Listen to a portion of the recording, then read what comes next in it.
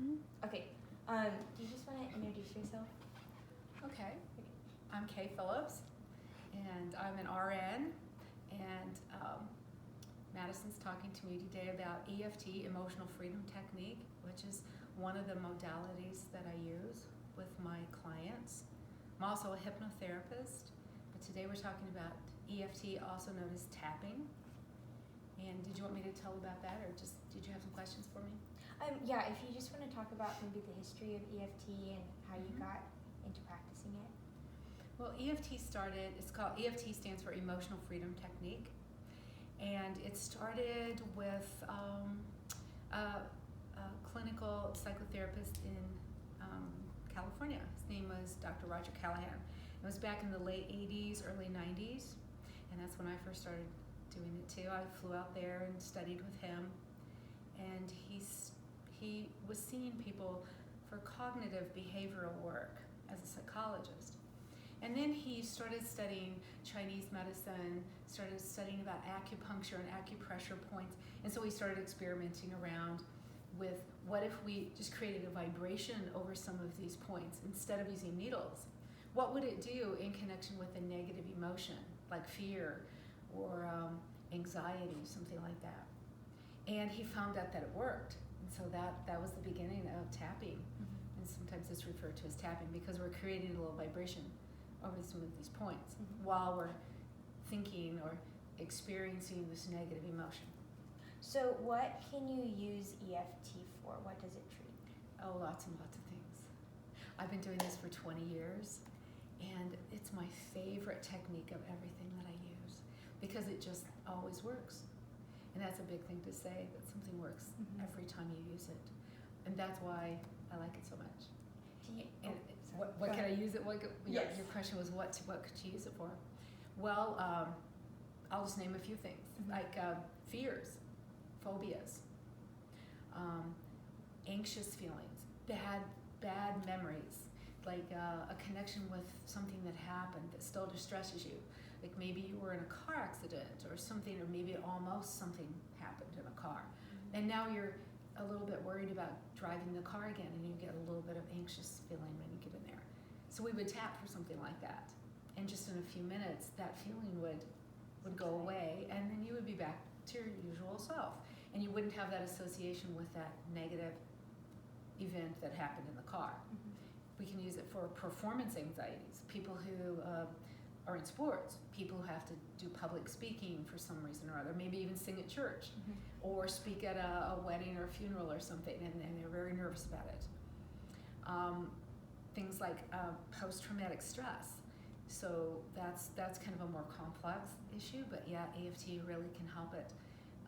And a lot of times people use it for themselves, and then sometimes they come and see me as a practitioner for more complex things. So can you practice EFT on your own? Yes, you can, and a lot of people do. I teach this technique. I teach it every month. I do a free introduction to EFT in the community, and I have support groups where people can come and tap on some things just in a group that's bothering them. And yes, you can apply it on yourself. And for more complex things that sometimes our defense system won't quite let us find, and that's when people come and see me. So we work together, and I help them to stay focused on what it is they want to have relief about. Is there a specific client or client's story that really sticks out to you? Have you seen EFT work for them specifically? Oh yes, I have hundreds. Get me in a range, like let's see. Okay, here's kind of a dramatic one.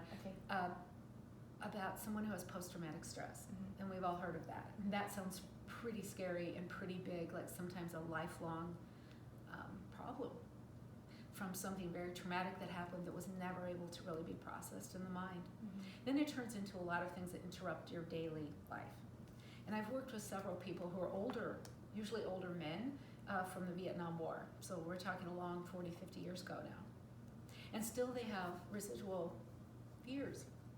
So one thing that I've seen several times is that on 4th of July, when the fireworks are going off and there's the big boom, boom, boom, and so we can imagine that triggers in our mind that there something dramatic or scary is happening.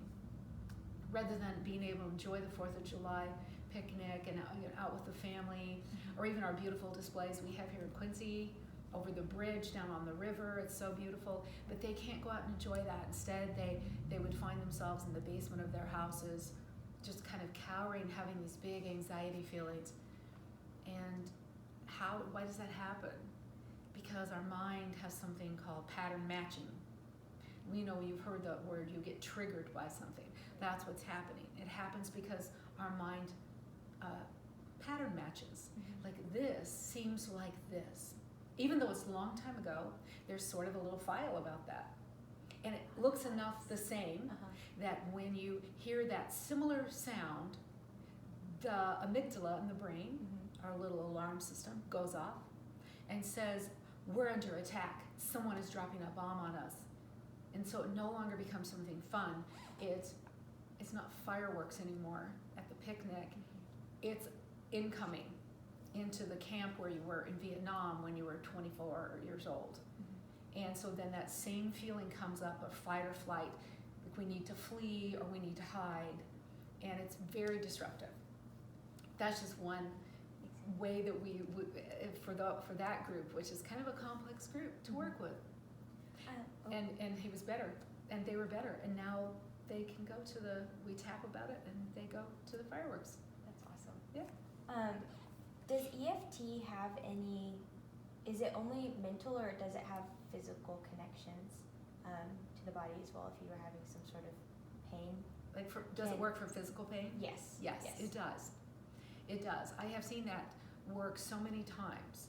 People that have headaches, people that have some joint pain, people that have feelings about the joint pain. Like for instance, my daughter, here's an example. How, we are not just a singular thought about anything, whether it's physical or emotional or spiritual, we're a blend of all of that. So to say my broken leg is only about the bones are broken, it's just not true, because there's so much more. My daughter broke her leg some years ago, and she had to be off work, and she had a little child and a husband, and she couldn't get around. They had to leave their house. They came here, and her leg was hurting. And then her leg was itching in the cast. And then she was sitting here on the couch getting anxious and worried about not being able to pay bills. So we tapped on all of those levels. Like we tapped on the itching under the cast, and if you've ever had a cast, you know it itches when it's healing. And it stopped. And the pain in her leg stopped. And the worry went down. Because we just went through, it was like, well, what's really bothering you? Well, I can't lose any more money. I need to go back to work, and I'm going to be on this couch for 6 weeks now, and I can't watch my daughter. And so we tapped about all these feelings one at a time, and then she was just calm again, and she just healed so much faster without all this anxiety attached to this physical thing that was wrong with her. Right. Can you explain more in detail how the actual tapping works, and what the tapping does for the body? Well, we don't know exactly what it does. Okay. It seems to work maybe in a way, if you would liken it to like a